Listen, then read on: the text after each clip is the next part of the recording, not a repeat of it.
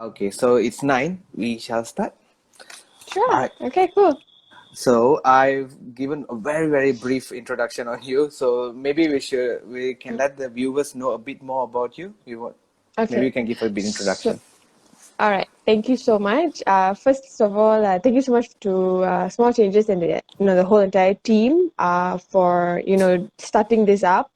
It's a really good opportunity for a lot of people to learn and help out where they can help.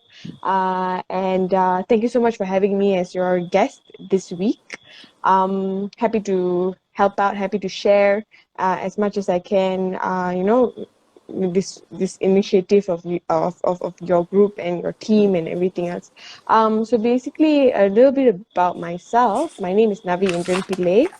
Um, I'm from Malaysia. I'm from Shah Alam, and I am a two-time cancer survivor. I was first diagnosed in 2013, and then second time I was diagnosed in 2018. That was a relapse. And I am a young cancer survivor. So I got diagnosed when I was 22, and now I'm 30 years old. So Mhm. yeah, and I have an engineering degree. I completed my master's in project management. However, now I'm in public health. Okay. So It's very different. true, but that's very nice to hear. But Miss Navi, maybe let's hear a bit more of your how you like your hobbies and your work before you were diagnosed with cancer, like how it was. So before I was diagnosed with cancer, I pretty much did the same thing as now. So Mm-hmm. my hobbies are pretty much the same. Mm-hmm. I never really changed. So I love dancing. Yes. I'm a dancer since I was like 6 years old. I learned classical Indian dance, so I love dancing. I Okay. love music, particularly the Indian Carnatic music. I really love it. Mm-hmm. So my hobbies were actually just listening to music, um, dancing in my room, in whenever we have like small family gatherings and stuff like that. I'm like the first to be on the dance floor, and Okay, that's yeah. nice. Yeah, I've been following a few of your dances. You're really great, Thank actually. you, thank you. Okay, Miss Hari. So I do have a few questions from my colleagues as well. Okay. I'll just Yep. go by one. All Yep. right. So we do know when you were diagnosed with cancer, and what was your diagnosis, Miss, if I may know? Okay, so I was diagnosed with stage 3 breast cancer in 2013.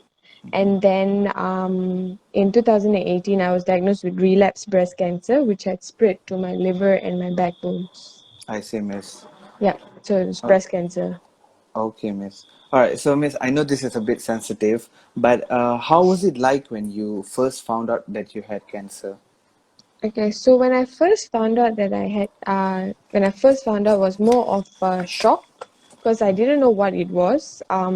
You see cancer in movies, and they dramatize everything so like and make it so sad and depressing, and automatically people have a different perception over cancer where it's cancer means you're going to die because of Mhm. how the movies have made it look. So for me, it was just that shock and that fear and that like, what is this? And I was a bit confused because I was thinking that you only get diagnosed with cancer when you're like, when you're like 50, 60, 70s, Mhm. when you're old. But I was 22 when I was diagnosed, Yeah. so I was really, really quite confused and quite, I didn't know what I was getting myself into, really. Mhm. But yeah, so the first time around, I guess I was shocked. But the second time around, I think my diagnosis, I felt a bit disappointed because it had come back and it worsened. So like, you went through all the treatments and things like that, and then for it to come back again, and you're like, what did I do wrong? Yeah. You tend to always question back, like, so the disappointment was there. Mhm. So yeah. Okay, Miss. So Miss, when you were diagnosed when you were 22, were you still studying that time? I just completed my degree. I Just just completed, completed. Yeah. and it was a routine checkup kind of thing. No, so I felt a lump on my breast and my left breast, and then I went to the GP, and then she told me to go to a specialist. So she asked me where I normally went. So I went to that particular hospital, and then I got checked by the specialist, like a breast surgeon, and then from there, they did a biopsy, and then no, sorry, they did an ultrasound first, and then they saw an irregular shape, and they did a biopsy to confirm that it was what they thought it was, or rather, yeah. I see. Okay, miss. So, miss, when you were first diagnosed, right? You were saying it was a bit of a shock, and there was fear as well, right, miss? Yeah. Yeah. So, Um, how? yeah, fear was there, but it was uh when you're so close to death, right? Like, I mean, like, you think that the fear is more so like it turns into like a survival kind of thing. So yes, I was scared, but I was more like, it turned into something powerful more than the Mm-hmm. fear itself. So It yeah. gave you the will to fight for it. Yeah, yeah, yeah. So Okay. sometimes fear can turn into like a survival thing. It's not so Yes. much of a bad thing. Yes, miss. Okay. So, miss, how did you cope with it first? Like, who was there? Who did you turn to? So basically, my family was one of my biggest supports. They were constantly, despite my mom and dad, of course, they took the bigger hit, because I'm their daughter, and so they were a bit shocked, and not a bit, they were very shocked and disbelief. But my whole family was there. My close friends were there. They still are there. And then the first time around, I didn't make my story public. I was more just keeping it down low, quiet. Mm-hmm. Um, but the second time around, I turned to Instagram. I Okay. needed to cope with my situation, and I didn't know how to cope with the Okay. second time. So I turned to Instagram. But the main thing, I think, it was my belief in God and my prayers and my family's prayers. My mom and dad really prayed a lot. So uh, I think it was that belief as well that I had in me and my family's prayers and support. That's that's nice to hear. Okay. Thank So, you. so apart from your family and friends, were there like anyone else that you turned to? You say social media was the second time around, but before that, were there like any other cancer survivors that you met? No, No. So it was no. solely your friends, family, and Yeah, social yeah. media. Yeah, That's so that nice. one was I kept it quite quiet the first time Mm-hmm. around. I didn't really share it with a lot of people. Mm-hmm. Of course, when people started to get to know me, and then I would tell my story, but I didn't publicly announce like how I did in my recent diagnosis 2 years Yes. ago. Okay. So you only went live fully only 2 years ago. Yes, I Okay. broke the whole my story and started telling my story out Okay, and what last year. and why might that be? Only 2 years ago, during the second round. Um, I think because the first time around, I was it was something very new. I was very young, so, and it was like a taboo, for everyone, where like, oh, you're Mm-hmm. sick, and it, Mm-hmm. it wasn't something that people were proud of. Mm-hmm. Even till now also, people still are very shy to come out from their closets, and it's very, very heartbreaking sometimes when I hear some cancer patients say like, "Oh, I don't want to." People don't know that I'm cancer patient, and I've gone through this, and I don't want people to know. I know people will feel bad and sympathize, and I'm like, no, but why do that? So a lot of taboo, I feel those Mm-hmm. days. But then when I was a bit older, I told myself that it was my decision. It became my decision, and I was like, Yeah. no, I'm gonna help the society, and by telling my story, I can help. Okay. All right, miss. So before I just go into the social media part, because I really want to know more about like how you inspire people. I've been really Sure. following you on social media, and you're really inspiring. Like the Thank sometimes you. when you put up the quotes and everything, it's really nice. But before Thank that, you. when you were diagnosed with cancer, there was treatments to be going through, right? So, Yeah. can you explain like how the transition was like? Because previously you was healthy, then you had to go to the treatments, like mentally and physically. How was the transition? Okay, so basically, mentally, it really, because you associate it so much with death and the loss kind of feeling, you feel because I was very young when I got cancer, I couldn't do a lot of things my friends were doing at that point of time. So, for example, when I was 22, everyone's going out getting jobs and things like that. I, however, got my dream job. Got into a very big multinational company, and only to find out that I have cancer and I couldn't join the company. And a lot of my friends were that was the next phase in life where we've just completed our studies, we're going Yeah. into the working life, we're going to go step into that kind of it's a whole new world that we're going to go into, which is Yes. stepping out from our comfort zone and things like that. So I couldn't do that because I was sick. I was battling a deadly illness, which was very difficult. So yeah, mentally it really, really caused a lot of depression, and I threw a tantrum at home, and a lot of, and physically I think because of the treatment itself, it kills the whole cancer. I think because you guys are doctors, right? So you will Yeah. understand how chemotherapy is, where Yes. it kills your good cells and your bad cells. And it's a life long side effect that you have to go through. So it's not something that you get over it and then you're fine. It Yes. you have to go through that whole tiredness, the lethargic feeling and everything for the next how many years. So Mm-hmm. physically I am very, very, I get very tired very easily, very fast I get tired. I but I push myself. Mentally can be very draining, but it's your mind over everything else. So when you keep it working, keep positive, and hence why I went off to Australia to complete my masters, because I didn't want to stop. I didn't want Okay. to stop there. So I Yep. kept pushing myself. So I kept trying to find my dreams, my goals, and achieve it, despite going through cancer treatments and cancer itself. And you did achieve them. Yes, I did. That's nice. Congratulations.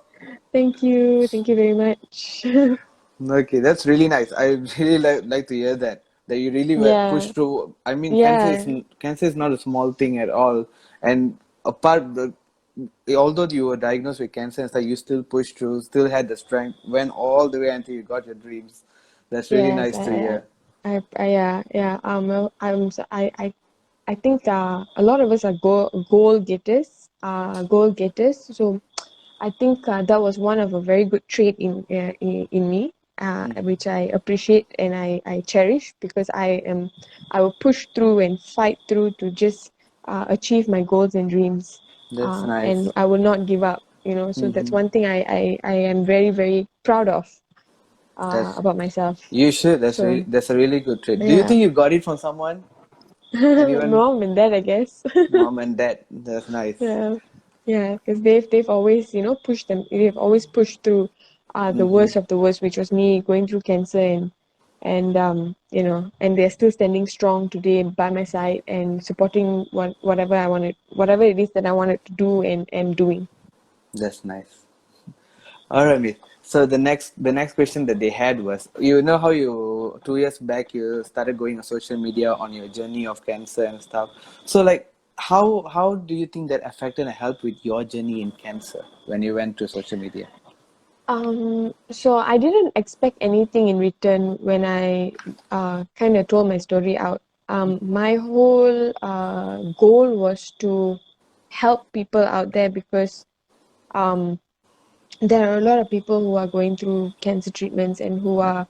who doesn't want to go through the treatments and just wants to just live life in whatever time they have. And for me it was just like, it's really your choice, But for me, it's like if you can be treated, if the doctor says you can be treated, get treatment as soon as possible because you have a whole long life ahead of you that, uh, that people, a lot of us are living a healthy lifestyle. Like I am Mm-hmm. alive today after 2 years of being diagnosed for the second time, stage 4, and it being spread to my vital organs.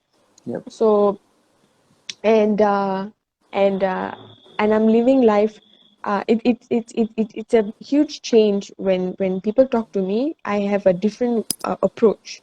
I don't have Mm-hmm. how like a normal person who has not been diagnosed before speaks. I speak in a way where I understand.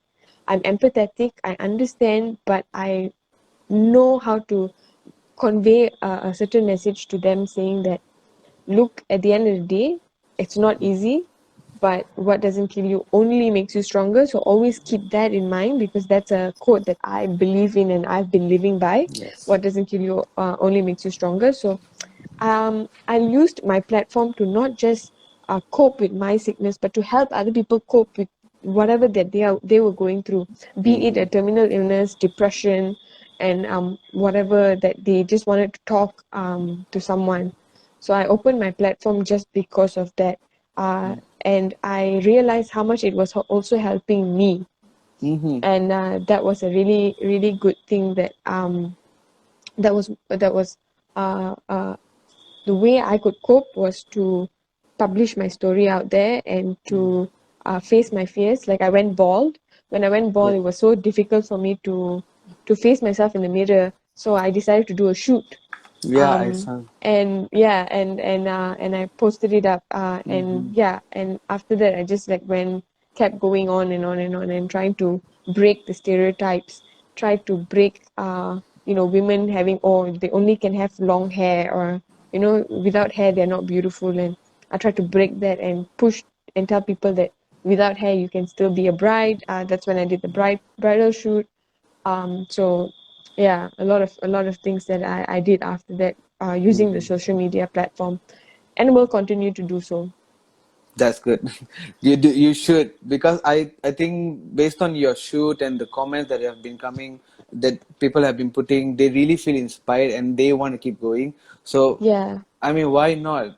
When you can get so many people be getting more inspired, not only those that have a terminal illness, but even anyone who's yeah, going through a bad day, maybe they yeah. still. True. That's really nice. Thank you. And the shoot, was it your own idea? Did someone approach you? Okay, so the bold Indian bride shoot was something that I was just sitting down one day, and it just came to my head that I wanted to do something, and I was always doing a lot of these ball shoots, Yep. and so at that point of time, I really didn't know, like, whether how long I had, what was my life was, what it was going to be, will I ever be a bride, or Yes. things like that. So I always loved to be dressed up as a bride, and I thought this is a way for me to also show women out there that um without hair you still can look beautiful on your on your Yes. on your big day. So I approached Blush Beauty, I Mm-hmm. approached Patishastra, I approached Celeste, I approached Bedazzle to come up, and also Desire, where she came up with the accessories and everything. So the whole team came together and put the whole look together. But the idea was solid. It was my idea that I came up Mm-hmm. with this whole bold Indian bride. It was supposed to be the bald Indian bride, but Mm-hmm. Mm-hmm. Blush, Dinesh from Blush was like, no, let's call it bold Indian bride. Like bald is a negative kind of thing. Let's make it more positive. So he came up with the bold Indian bride kind of thing. So That's nice.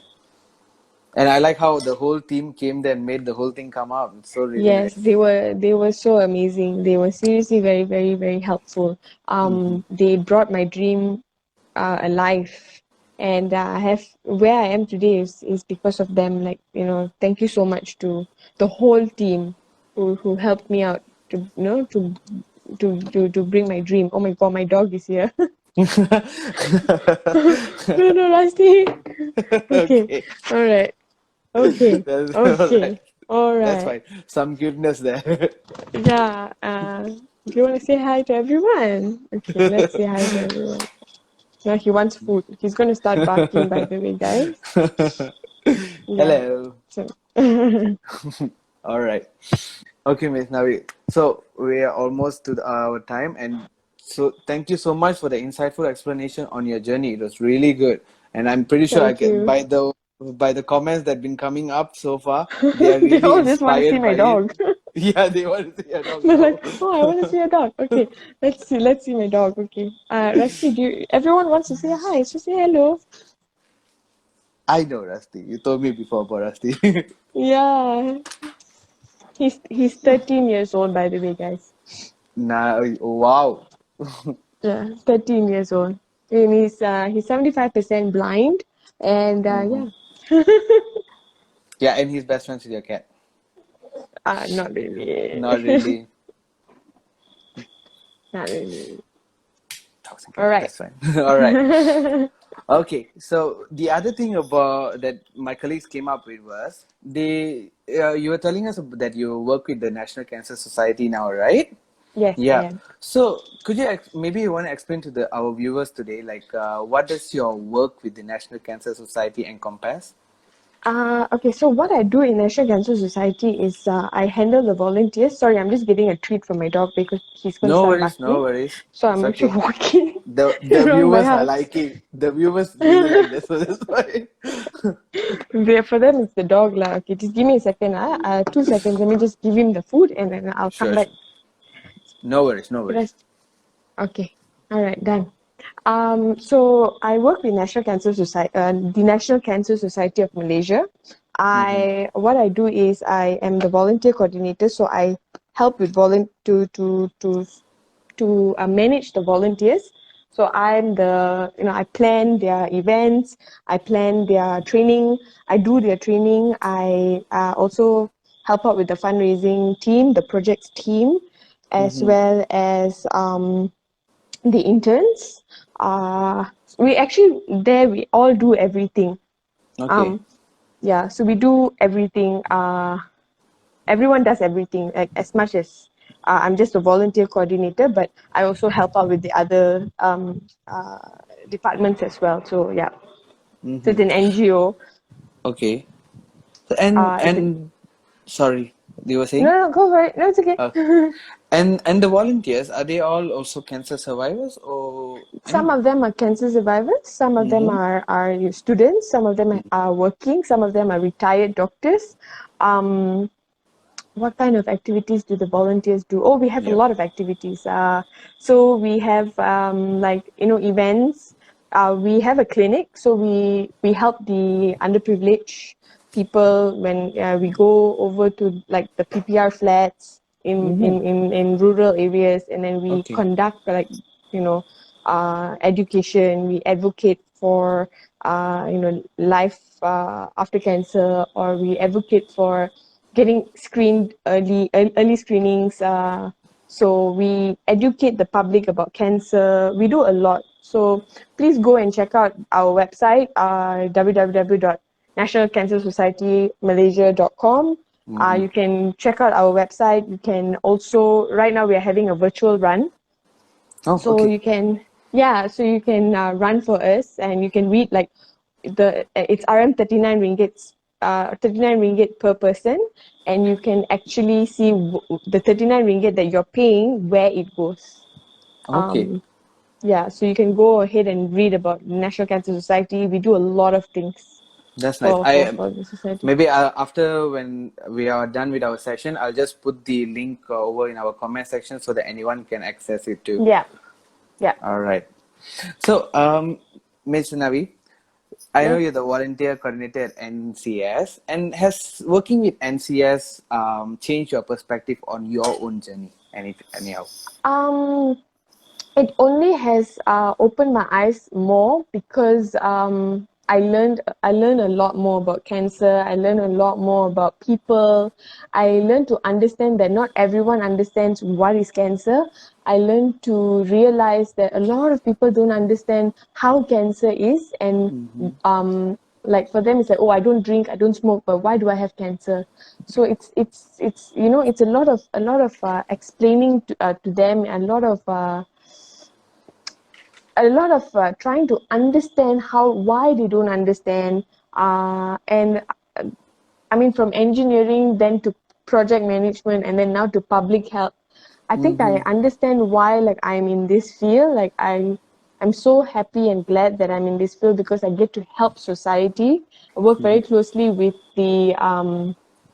our Ministry of Health, Okay. and which is great because what's more important than our health system. And I've True. recently, I think about a year back, I represented cancer survivors in the parliament, Okay. trying to fight for cancer survivors' rights, and to government medications and things like that, Mm-hmm. because Mm-hmm.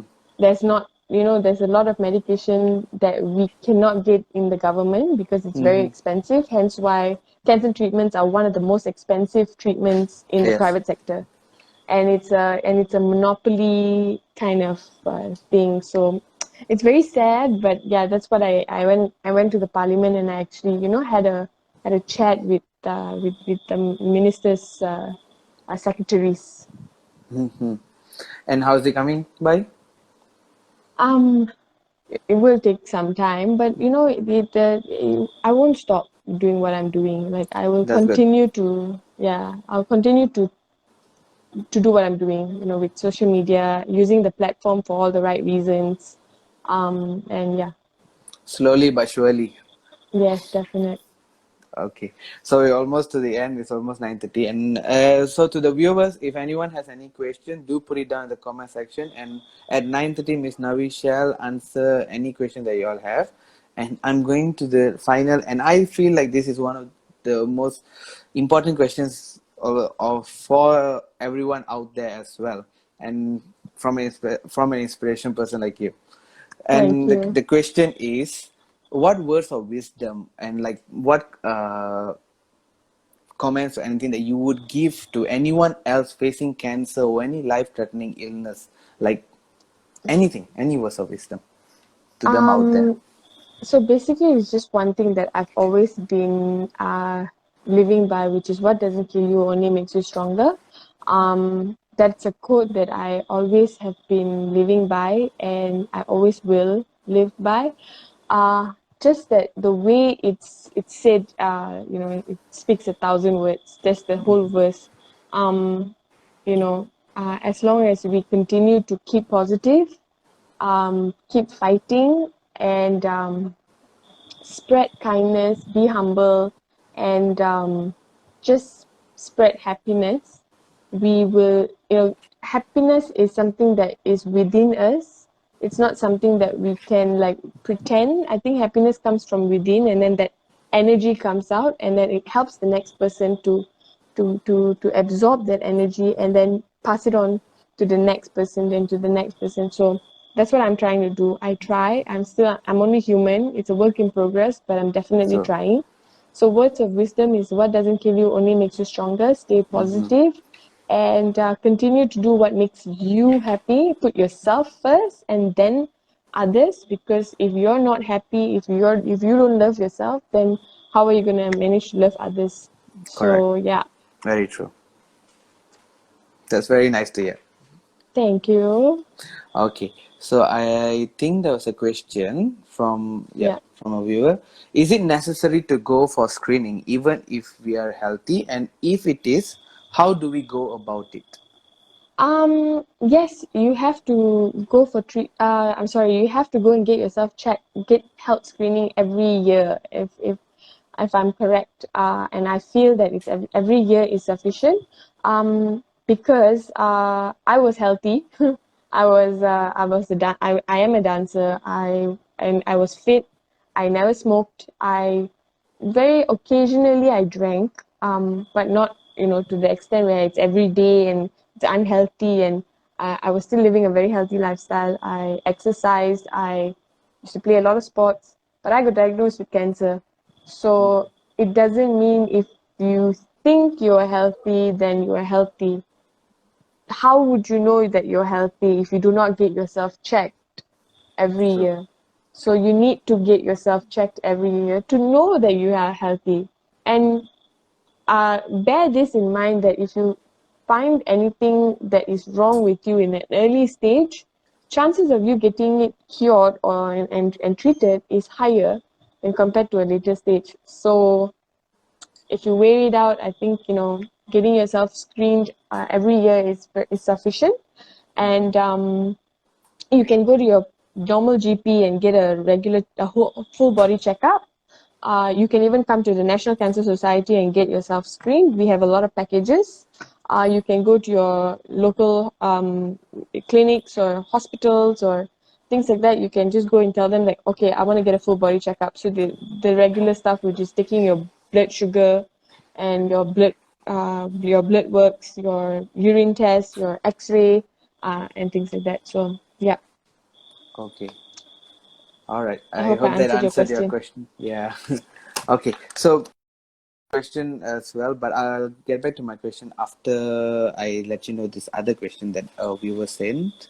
At Okay. one point, did you compare your life to the others? And if you did, how did you handle it?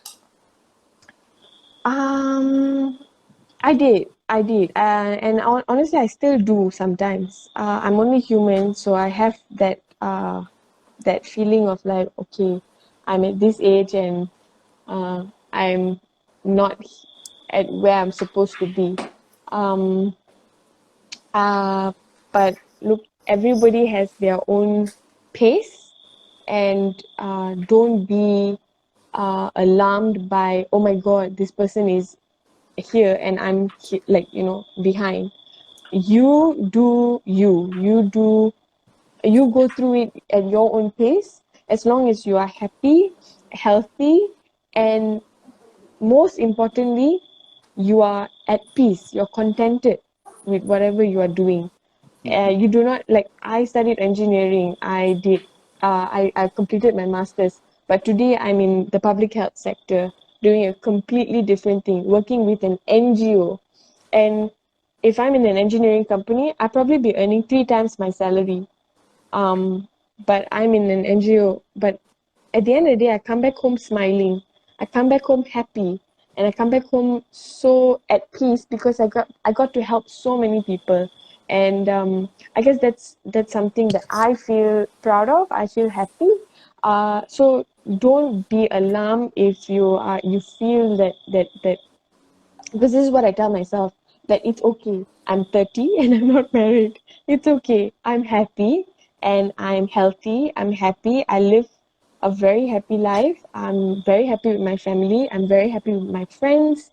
And yeah, I it's not a rush. I do things at my own pace. Yep. So yeah, I did have that. Oh, I'm supposed to be here, earning this much. I'm supposed to have a house. I'm supposed to be married. Maybe having a child. But I don't have all that. But at the end of the day, it's okay. I'm happy, and that's most important. True. Very true. Yeah. Okay, so I don't think there's any other questions from the viewers, but I do have one. So, Miss Navi, Yep. I know you were saying that we should get screened and stuff, right? But you know, like how some people, like some people who don't have a terminal, maybe someone who don't even know they have a lump in the body or something, and they do have like the common public, they do have this fear, like when we go to the National Cancer Society, and if we do a screening, we might find something, and that some people have that fear of finding something if you do, and they are much more happier than to just stay at home, just continue their life, and if something comes in the future, then we look at it, and they don't want to screen. So what would you say Sorry, about that? See, it's sorry food about time. that, guys. No, it's okay. So what would you like to say to like them, like what words of wisdom you give them to like go and Um. get screened? Yeah. Don't be afraid. When there's a problem, there will always be a solution. So don't be afraid. Don't be afraid to go get screened and to find out bad news. It's okay um to be afraid. It's okay to be afraid. You're only human. I was afraid, but at the end of the day, always always have this thing where if I get treated now, it's better than if I get treated later. True. Don't always have that. A lot of people we have this problem a lot in National Cancer Society. So trying to get people to come and get screened, Mm-hmm. trying to tell them like, no, come and get yourself checked. But they, you know what they say? Yo, takut lah. Yo, so Yeah. scared. I don't want to go. But it's human nature. We are always in denial. We feel alarmed. We're like, no, I hit on the table. No, I hit my hand on the table, but then we'll be like, no, but that lump is a bit different. But they're like, no, no, no, I'm fine, I'm okay. I don't have diabetes. I don't have this. I don't have that. Um, Mm-hmm. but it all starts with you. It all starts with you. If you really care about your body, if you really care about your mental health, your body, your physical health, then do something about it. If Mm-hmm. you love yourself enough, get yourself checked. If you find a problem, if a problem is thrown at you, what do? Solutions. Find solutions. Get it solved. Always Yes. have that. Like that's what I feel. But at the end of the day, it all starts with you. It all starts with how you want to live your life, because I only can bring the horse to the water. I cannot Correct. make the horse drink the water. So I only Correct. can sit here and have this live session and tell everyone how important it is to lead a healthy lifestyle, to to to sometimes forget about work and focus on yourself, to sometimes stop thinking about the negative and start focusing on the positive. Look at the good things that is happening in your life. There are so many bad things that is happening Yes. to me. Like when I was diagnosed with cancer, this, that, so many. I had to come back to from Australia, and I wanted to Mm-hmm. migrate, but I couldn't because I had to get treatments. There were so many things, but then if I only sat and saw the negative aspect of everything, then I wouldn't be alive today. Instead, I turn to God, I turn to my family, I turn to support, I turn to all these things. And today I'm alive, living day by day because of my family, prayers, and everything, trying to lead like a positive and healthier lifestyle. So, yeah, so that's my only advice. Thank you. That's a good advice. He Okay. wants his food already. No, he's stuck. I don't know why. Okay. No worries. Sorry. So I don't see any other questions, and everyone's quite happy with the session.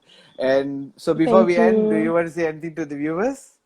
Thank you so much for joining us. Thank you so much for having me, Sach, to the team.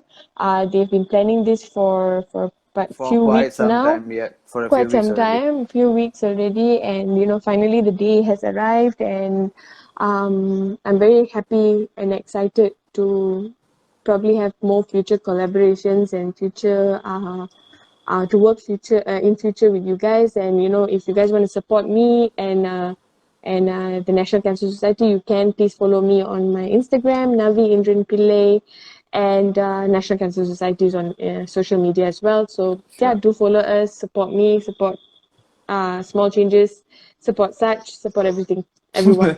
Yes, definitely. Support everyone. And thank you to all the viewers. Thank you so much, Miss Navi, Thank for you. coming on this session.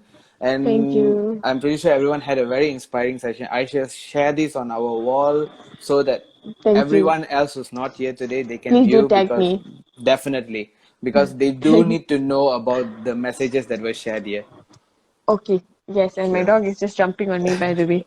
Okay, let's Okay, just say so bye to let's say everyone. bye. Bye, Rusty. So, Let's say bye. okay.